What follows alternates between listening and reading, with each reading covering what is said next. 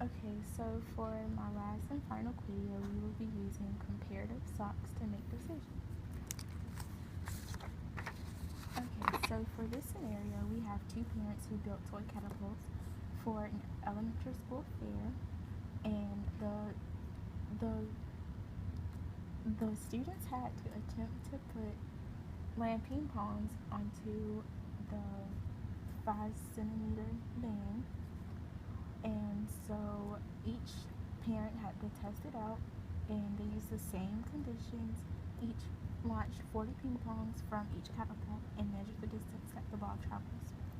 Okay, so as you can see on the dot plot, they they gathered the data, and so for the first part of the question, you have to comment on any similarities and differences, basically using Socs.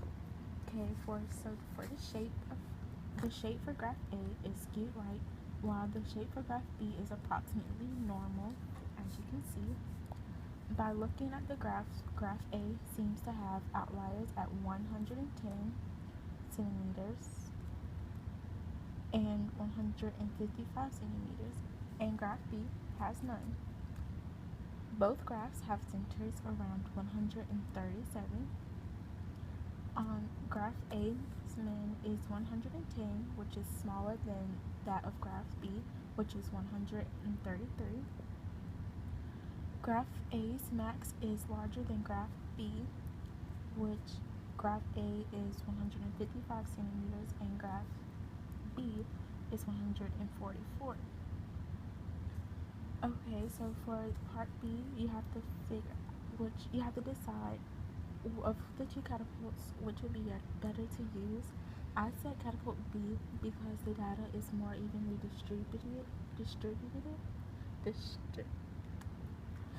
Okay, so for part C, you have to decide how many centimeters from the target line should this catapult be placed.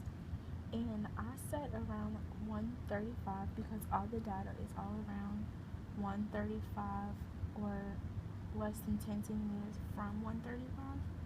So I think it'll be easier for those younger students to reach the target line.